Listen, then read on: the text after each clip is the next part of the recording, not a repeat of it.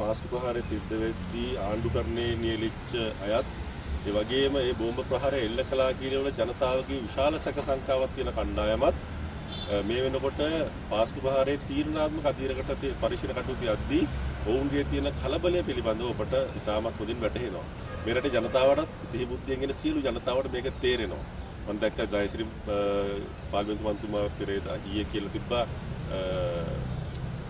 සලේගේ laptop එකේ password එක ඉල්ලනවා. ඒ පාස්වර්ඩ් එක දුන්නොත් බැරි වෙලාවත් මුළු ලෝකෙටම එළිදරව් වෙනවා අපේ රටේ තියෙන ආරක්ෂක පද්ධතියේ තියෙන උපාය උපක්‍රම ඒ වගේම බුද්ධි තොරතුරු මේ සියල්ලම එළිදරව් වෙනවා. ඒ නිසා මේක මහා පාවාදීමක්. මේ රටේ බදු මුදල් වංචා කරන වඩා දැවැන්ත විනාශයක් හානියක් පාවාදීමක් කරන්න යන්නේ අපරාධ පරීක්ෂණ දෙපාර්තමේන්තුව සහ ආණ්ඩුව කියලා දයාසිරි මන්තුමා කියනවා මම දැක්කා. අර බොහොම කනගාටු හිතෙනවා.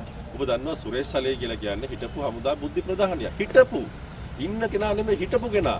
ඒතකොට පෙන්ෂන් ගිය හමුදා බුද්ධි ප්‍රධානියෙක් ගාව තාම තියෙනවා නම් අපේ රටේ අනාගත සංවේදී තොරතුරු, බුද්ධි තොරතුරු, අනාගත සැලසුම්. ඒක තමයි ජාතික ආරක්ෂාව තියෙන ලොකුම ප්‍රශ්නය. ඒක තමයි ප්‍රශ්නේ. කොහොමද මේ හිටපු කෙනෙක් ගාව අනාගත බුද්ධි තොරතුරු සියලු සැලසුම් තියෙන්නේ? ජාතික ආරක්ෂාවනේ අහිමිලා තියෙන නිසා.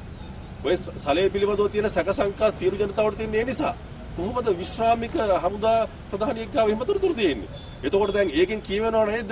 දයාසිරි මන්තුමාලා පිළිගන්නව නේද? කණ්ඩායම් පිළිගන්නව නේද? අපේ රට කොච්චර අවදානමක් තිබිලා තියෙන්නේ කියලා වල්ලා.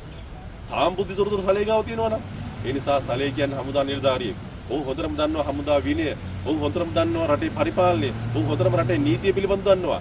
ඔව් මේ අපරාධයට සම්බන්ධ නැතිනම් ඉදා පාස්කු දින උදෑසන තමන්ගේ ආගම දහණ්ඩිගේ දරුවෝ දෙමව්පියෝ 278ක් ඝාතනය කරපු 500 අධික පිරිසක් ආබාධිත පුරවැසියන් බවට පත් කරපු ඔබ දැක්ක පහුගිය කාලේ පිටකොටු රේල් උද්ඝෝෂණ කරන දරුවෝ ඔවුන් ඇහෙන්නේ නැහැ ඔවුන්ට පේන්නේ නැහැ බ්‍රේල් ක්‍රමයට ඔවුන් ඉගෙන ගන්නේ දරුවෝ ඒ අහිංසක දරුවෝ අංග සම්පූර්ණව ජීවත් වෙච්ච දරුවෝ අදට තමන් මේ මහ පොළොව මත ඉතාමත් සුද පුරවැසියෝ විදිහට ඉන්න තිබුණු දරුවෝ ඒ ඔවුන්ගේ ජීවිත අහිමි කළේ ඇයි ඒ ප්‍රශ්නේ නිසා නේද ඒ ප්‍රශ්න නිසා විමර්ශන යනවා ඒ විමර්ශන යද්දී ඇයි මෙච්චරම මේගොල්ලෝ මේ කලබල වෙන්නේ විමල් විරෝස මහත්තයලයි මෙච්චර කලබල වෙන්නේ ඔබ දැක්කා විමල් විරෝස මහත්තයා අතන අර රණවිරු ස්මාරකයට ඇවිල්ලිවලා නේද අර ගෙම්බ පොලේ ගහලා ගැහුවාගේ වැටිච්ච වෙලාවේ ඒ තිබුණු රංගපෑම ඒ වගේම ඊයේ පෙරේදා කොටු ස්ටේෂන් ඇවිල්ලා කරපු රංගපෑම දවස් දෙකක් ගියේ නෑ මොකක්ද උනේ අධිකර තීන්දුවක් ආවා විමල් විරෝස මහත්තයාගේ හාමිනේ ව්‍යාජ තොරතුරු හදලා හරිද ඒ પાස්පෝර්ට් හදලා ව්‍යාජ තොරතුරු හදලා කරන්න හදපු වංචාවට දුන්නු දඬුවම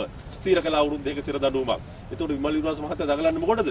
තමන්ගේ පුද්ගලික ප්‍රශ්න ටික බේරගන්න, තමන්ගේ අපරාධ ටික වහගන්න, තමන්ගේ බිරිඳ කරපු වංචා දූෂණ වහගන්න, තමන්ගේ ආණ්ඩුවේ ලොකු කරපු වංචා දූෂණ වහගන්න, මිනිස්සු ඝාතනය කරපු පාස්කු ප්‍රහාරය වහගන්න මේ දගලන්නේ. ඒ නිසා සලේ මහත්තයා දන්නවා නීතිය. ඒ නිසා කරුණාකර සලේ මහත්තයෝ තමුන් නිර්දෝෂී නම් කරුණාකරලා තමන්ගේ ජංගම දුරකථනය සහ ලැප්ටොප් එකේ පාස්වර්ඩ් එක දෙන්න. ඇයි බය වෙන්නේ? මම මේකට සම්බන්ධ නැහැ. මෙන්න ඕන දෙයක් චෙක් කරන්න පුළුවන්. එහෙම නොදී ඇයි තාම මේක තියන්නේ? හරිද? ඇයි තාම සේලයින් වලින් ඉන්න වෙලා තියන්නේ ඇයි? තාම ආහාර නොකා ඉන්නේ ඇයි? ඔව් අනුකම්පාව දිනා ගන්න හදනවා.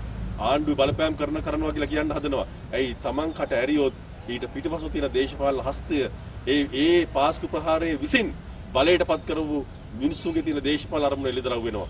ඒ නිසා සලේ මහත්තයෝ, ගෝඨාභය මහත්තයෝ, රාජපක්ෂ මහත්තයෝ අපි කියන්න කැමති තමුන්නාසේලා ඒ කරපු අපරාධ දැන් ඒක අවසන් අදිරට අවිලා තියෙන පරීක්ෂණ කටයුතු වල සූදානමින් ඉන්න මේ මහ ජනතාව විසින් හොඳ අවධානයකින් තමුන්නාසලා දිහා බලා ඉන්න වෙලාවක්. ඒ නිසා ගන්න හැම තීරණයක් විසින්ම තමුන්නාසලා පිළිබඳව තියෙන සැකය මේ රටේ ජනතාව තුළ වර්ධනයලා තියෙන්නේ. ඒ නිසා කරුණාකරලා සාධාරණ පරීක්ෂණ ක්‍රියාවලට ඉඩ දෙන්න කවුද වැරදි කරුවා කියලා අපරාධ පරීක්ෂණ දෙපාර්තමේන්තුව සහ අධිකරණ පද්ධතිය හොයාගනි.